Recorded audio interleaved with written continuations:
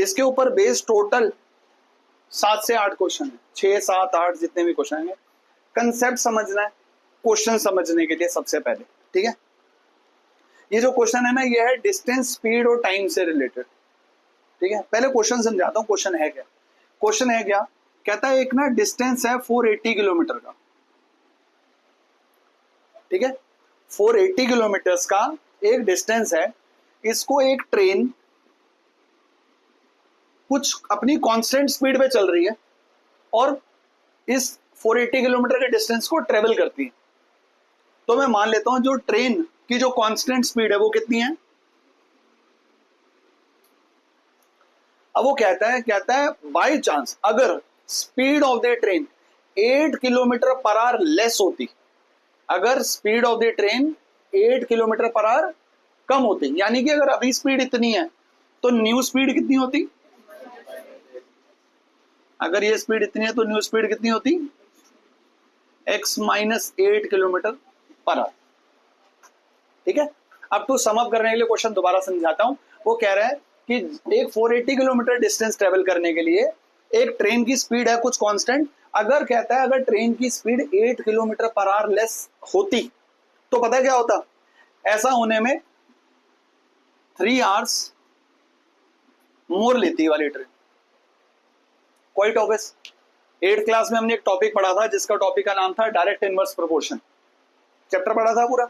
उस चैप्टर में एक बात कही गई थी, क्या कि स्पीड और टाइम टेकन हमेशा इनवर्स प्रोपोर्शन में होते हैं। क्वाइट ऑब्वियस है ना यार, जो धीरे चलेगी वो टाइम ज्यादा लगाएगी। आप सारे सोचो कि आप अपने अपने स्कूल जा रहे हो, अगर आप अपने स्कूल साइकिल से जाते हो कुछ टाइम लगता है, और अगर आपके पापा किसी दिन उठ करके बोले यार चल मैं तुझे बाइक पे या कार पे छोड़ आता हूं, तो क्या होगा, टाइम कम लगेगा। यानी कि जब आप स्पीड बढ़ाते हो तो टाइम कम लगता है, जब स्पीड कम करते हो तो टाइम ज्यादा लगता है। ये हमें सिंपल सा रिश्ता बताता है कि टाइम और स्पीड में इनवर्स रिलेशनशिप होता है, ठीक है। अब दूसरा टॉपिक, ये 3 आवर्स कैसे आया होगा। मैथमेटिक्स का एक गोल्डन रूल है, मैथमेटिक्स का एक गोल्डन रूल है, कभी भी दो चीजों में डिफरेंस निकालना होता है तो इसका गोल्डन रूल कहता है greater minus smaller is equal to their difference होता है। यही सीखा ना। अगर आपके सिबलिंग्स हैं घर पे, आपसे पूछा जाए कि आपका भाई आपसे कितना बड़ा है, तो आप क्या करोगे, उसकी एज में से अपनी एज माइनस कर दोगे। सिमिलरली अगर कोई और बुआ है आपसे पूछे कि तेरा भाई तुझसे छोटा कितना है, तो भी यही करोगे। तो गोल्डन रूल कभी चेंज नहीं होता, greater minus smaller is equal to the difference होता है गोल्डन रूल में, ठीक है। अब यहां जो बात हो रही है, ये जो 3 आवर्स की बात हो रही है, ये किस चीज का डिफरेंस है पता है, टाइम टेकन का। ये 3 आवर्स किसका डिफरेंस है, टाइम टेकन का डिफरेंस है। इसका मतलब है जब ट्रेन स्लो चलती है तो इस वाली ट्रेन से 3 आवर्स ज्यादा लेती है, ठीक है। तो इस क्वेश्चन का अगर आपको एक छोटी सी चीज सीखनी है तो प्लीज प्लीज ध्यान से समझना, ये है टाइम टेकन का डिफरेंस। तो टाइम टेकन का डिफरेंस हम इक्वेशन की फॉर्म में कैसे लिखेंगे, जो भी धीरे चल रहा है उसमें से माइनस करेंगे तेज वाली का टाइम टेकन, धीरे वाली का टाइम टेकन पहले लिखेंगे, उसमें से माइनस करेंगे तेज चलने वाले का टाइम टेकन, तो इनका डिफरेंस आएगा पक्का। बात समझ में आती है। जो भी धीरे चल रहा है ना वो ज्यादा टाइम लगाएगा। और मैथमेटिक्स का गोल्डन रूल क्या होता है, greater minus smaller is equal to difference.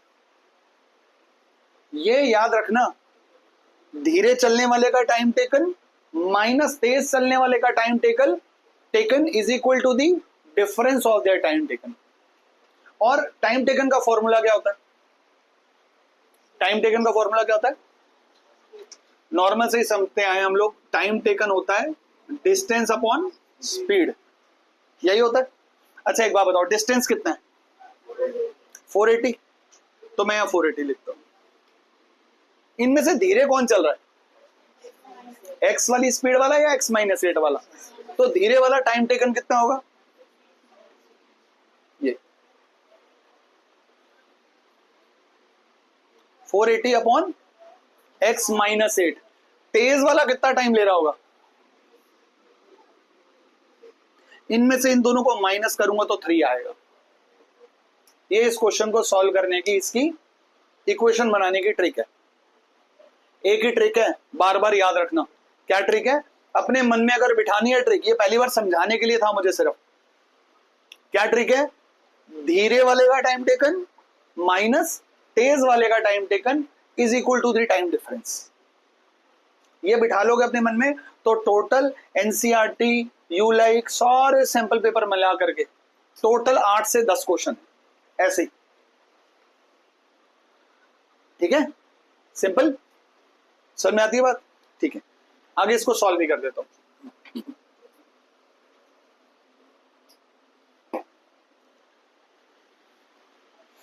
तो क्या था हमारा?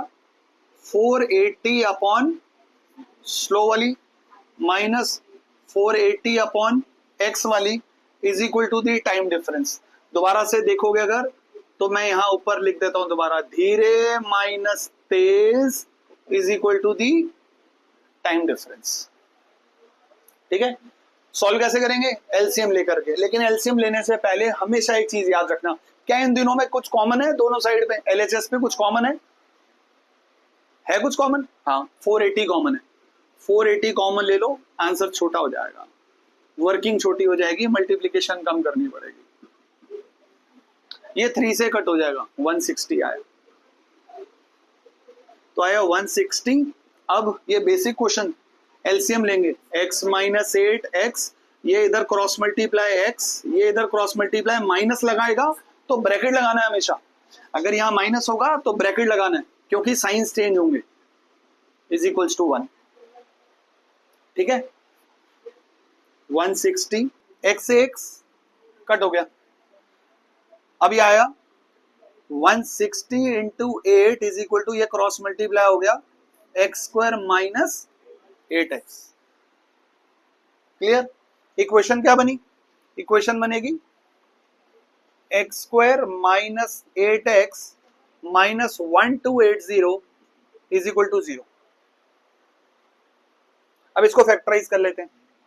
X square minus 40x plus 32x minus 1280 is equal to 0। X common, x minus 40 plus 32 common, x minus 40। दो फैक्टर बने, x माइनस 40, x प्लस 32। तो x के दो answer आए, 40 और माइनस 32। अब एक बात बताओ, x क्या लेट करा था हमने? स्पीड। स्पीड, क्या स्पीड कभी नेगेटिव हो सकती है? तो हम बोलेंगे speed can not be negative, hence minus 32 will be ignored. तो जो ट्रेन चल रही थी, therefore the speed of the train is 40 kilometre per our. Question खत्म हो गया।